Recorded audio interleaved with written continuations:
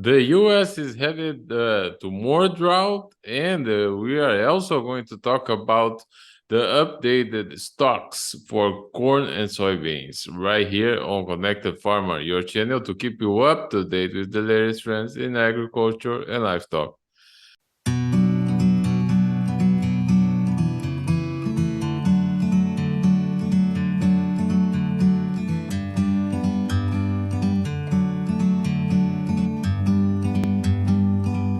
So, Jerry, before we jump into the numbers and the drought, I would like to weigh in on the market closing on Friday. Yeah, we've kind of crept up during the week here. They buried the market on the Friday after the USDA stocks reports and that. But part of that, I think, or maybe more than half of it, was because of the uncertainty of a U.S. budget and the possibility that the government and USDA would be issuing any kind of data, and then to surprise and actually to the U.S. House of Representatives Speaker, that turned his idea of keeping the government open was not what the wild 8 or 10 conservatives thought was the right proper approach. So basically, we've had that repercussion still going on. But at the same time, I think the markets then decided to get a little bit of positiveness going up until Thursday when we had some pretty solid numbers here. Geez, we were clear up here 70 million on beans, 30 million on, 70 million on corn and 30 million on beans. Wheat was so-so on export sales, but that was real positive type things. We had really good strength. Seasonally, the wheat market also, I think, was trying to look at its normal kind of path here from fall through till the 1st of December, and that, and but unfortunately, that the markets backed off on things going into this long weekend. We did end up having Monday is going to be celebrated as a national holiday for Columbus Day, and that, but the USDA won't be issuing any data and things like that, but the Chicago Board of Trade will still be open in that, so there will be trading. So I think that's part of the reason why there might have been some pre-weekend hedging. There might have been some uncertainty as to what's going on. We've had some rains this week, so I'm not sure we're going to have a big harvest weekend, but harvest progress numbers on Monday, but excuse me, I guess I got to say Tuesday now. From there, so but that's we kind of chopped around here. Kind of, there was some surprise too about the pretty good jump in employment numbers, and I don't really have a great explanation for that from there, but that does suggest that the interest rates might stay firm. There's been lots of threats they're going to put 1 or 2 more increases in it, but with a strong job market, that always puts the fear into the market that there's going to be more increases in interest rates to tame the wild economy we've got going right now. So all those combination of events here kind of culminated with kind of a lackluster and defensive market here on Friday here in the Chicago Board of Trade. Now, regarding the crop stocks, I think especially the corn stocks, the stocks are much lower than many people have anticipated. Oh, I think there's an attitude that going into next Thursday's update, that we are going to have a reduced old crop supplies here. It's already been kind of determined because of the ending stocks on September 29th, a week ago, where down about 90 million from the trade expectations. That's going the right way, and that going into the into the 2023-24 crop. From there, we did end up. It looks like by all the calculations here, because we did end up having a kind of a disappointing late August period here on ethanol, and we had like 4 million less on the final number on exports. That to make our ending carryover stock for last year to be lower, we needed to increase our feed and the residual number pretty substantially on corn.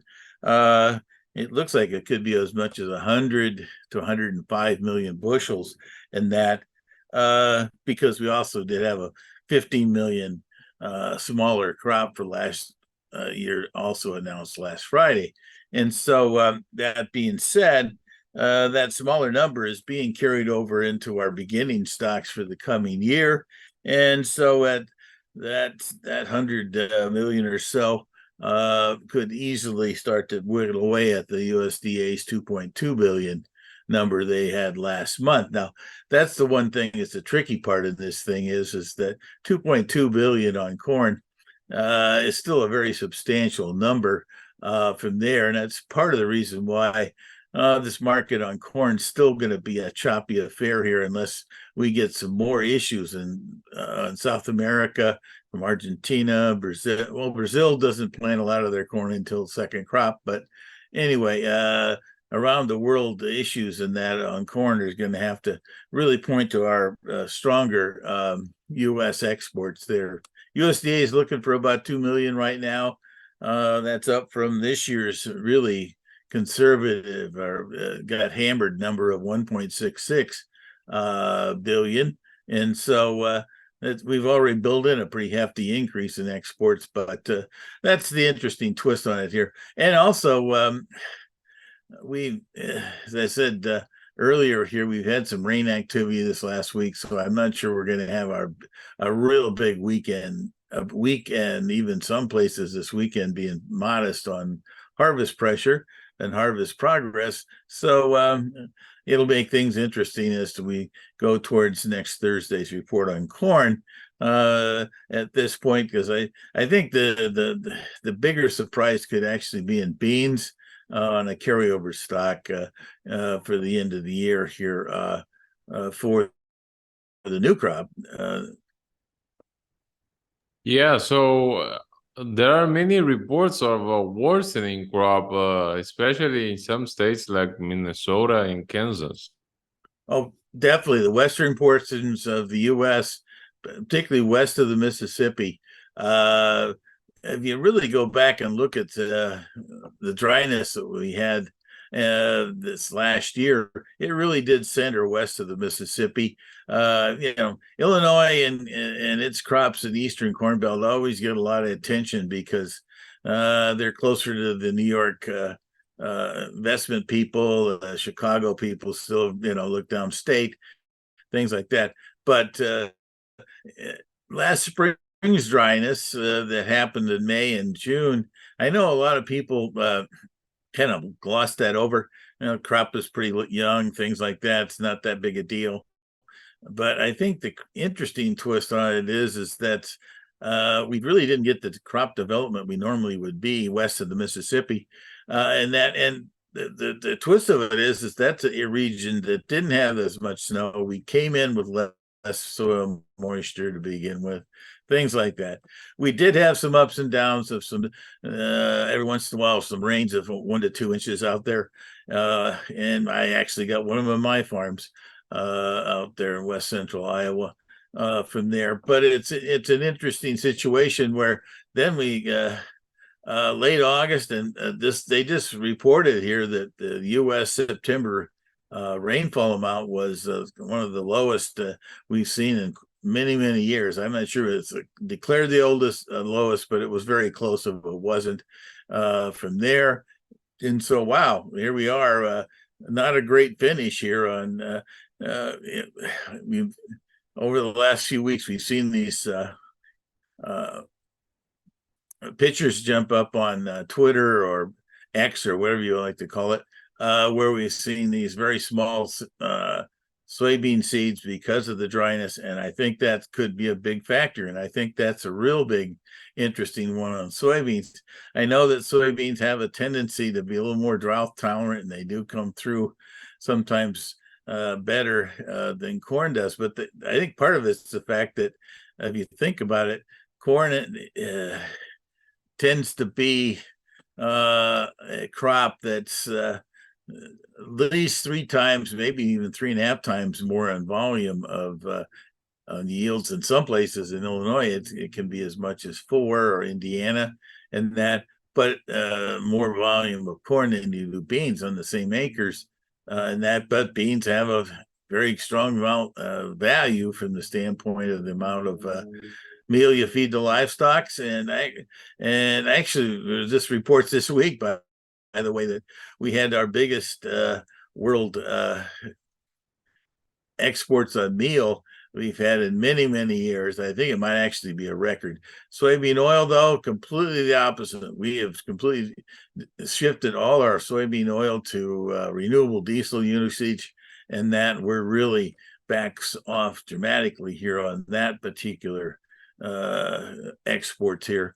But I don't think anybody's complaining, because the value of renewable diesel is probably stronger than what the world demand is for veg oils at this point. So I think that's the interesting twist on it here, is that even after we had a small increase here in the U.S. Old crop carryover here that was updated on September 29th, which was 18 million higher than expected because of as I mentioned here, the crush situation was just a little less. I think I mentioned it last week. It has to do with the we've really been running our U.S. processing industry at a breakneck speed for quite some time. So they needed to go ahead and a maintenance downtime. I think that a lot of them took it in August when they traditionally do it in September. And so I think that's going to mean that we're going to have a very strong September and October here than we've had in the past. From that standpoint, yeah. To get that 18 million higher carryover stock, 8 of that million came out of a higher crush. From there, we had 6 million less crop size, so there's 14 million. From there, exports this week, and the final number came through a couple million higher. So put it all together, we got those higher numbers. But if you turn around and look at new crop, and that the USDA is going to be looking at this point, at least, South America's situation, and Argentina is off to a very poor start with limited moisture out there. And in Brazil, at least, there's been great rains in Rio Grande do Sul and Paraná, but not so good up in Mato Grosso, where the major crop is at. So people are going to be watching that stuff closely. I just feel like that the USDA is not going to change any of their demand levels. So all of a sudden, we're looking at I'm looking at 0.4 of a bushel less on beans. That's not a big change. I know that there's possibility it could be lower than that because of the reports we're hearing out there in Western Corn Belt and that Western Midwest and that. But because our harvest at this point is only 20 to 23%, there's still a lot of beans and a lot of corn out there that hasn't really been across the scales or into the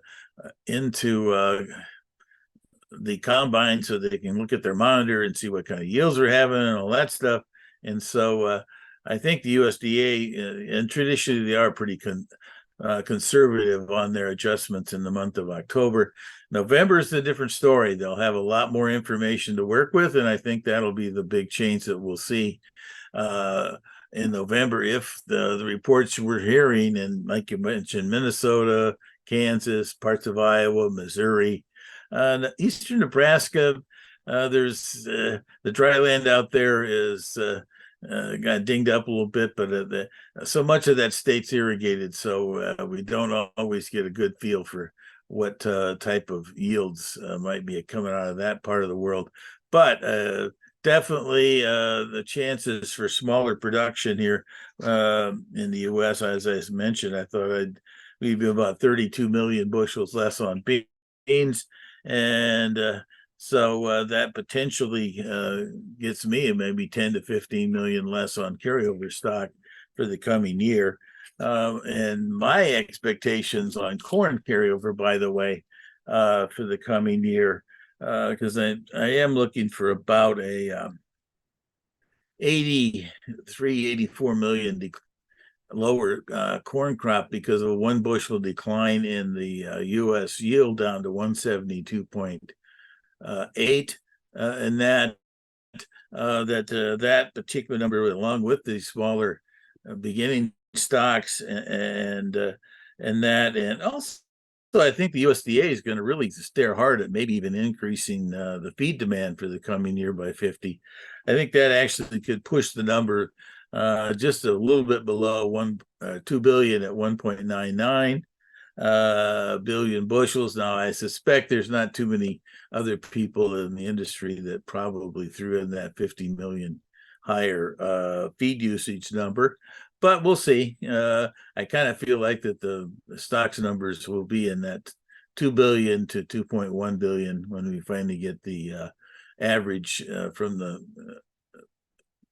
trade coming out from the two wire services there from Bloomberg and from Reuters at this point. The beans, I don't know. That's a tricky one. There's a lot of people who feel like they should slice the bean carryover stock, assuming to slice the bean demand at this point. I wonder if they should do that, but that's always a little tricky. But the USDA is probably not going to take their carryover stock for the 23-24 crop year below 200 million. So if somebody's touting that, I don't think it's going to happen from the USDA. Depends. If we do have yields lower than my 4/10 of a bushel, then they'll probably cut demand somewhere along the way to keep it above 200 million, because it's way too early to make that kind of statement when you haven't even got a third of the crop in the bin. Now, Jerry, 2 weeks ago, we got a question from a viewer. The viewer is Greek Reinhardt, and he was asking about the cattle supplies. Recently, we had in Argentina last year a drought with was about 5 million heads of cattle that was expected to be lost in Argentina, and there are many places in the world facing drought right now. Oh, definitely, and that was a nasty one. And the overall beef supply in the world has definitely been strained big time. We had a significant the cattle in the U.S., the cows, and also the feeder cattle that were forced off of the plains last year, and that did go into feed yards. To some extent, the cows were not the steaks that we see in restaurants and what we buy at the supermarket. The feeder cattle, though, were pushed in there. So now all of a sudden, in the past, basically you have a certain percentage of the heifers out there, and it's usually on expansionary periods, it's probably 55-60% are held back, and the other 45% go to slaughter. Well, last year, a lot of these things had to go to slaughter or go into feed yards. And once you start to put heavier rations into females, they are not as good as being brood cows and that. So, yeah, definitely we're under strains. And if you think about it, the U.S.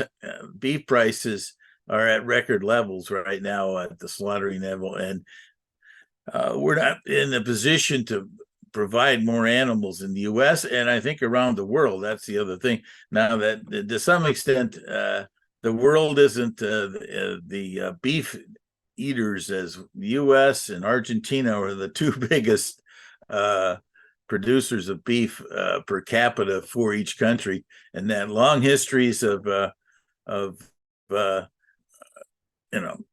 cattle raising and cattle consumption and beef production and consumption in both these countries. China's got a taste for it, but they have long been chicken and pork consumers.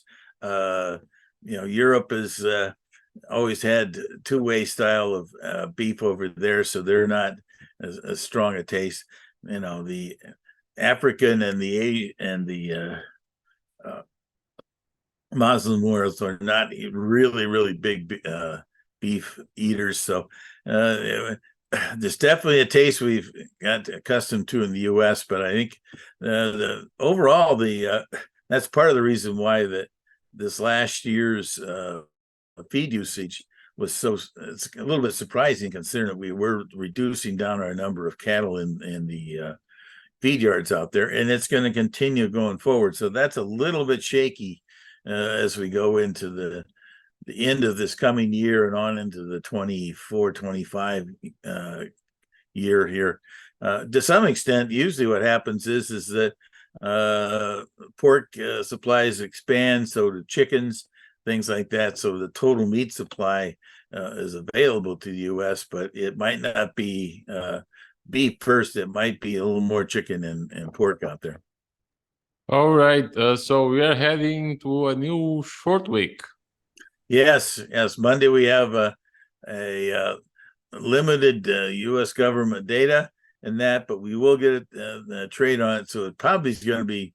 It depends on what the rain forecast is. Right now, there's not a lot of rain in the forecast for the first half of the next week, so we could be just kind of chopping along here again, and that waiting for that Thursday update from the USDA. But we'll have all those good numbers to talk about next week. But as you pointed out, I think there's a chance we're going to see U.S. October production for both corn and soybeans being down moderately at this point, and just continuing to put more and more uncertainty as to what these final U.S. yields might turn out to be here, which we will get a November update here in, I guess, a month and a few days. All right. Thank you very much, Jerry. You have a great weekend, and at this point, we will see what the USDA has to say on next Friday. Indeed.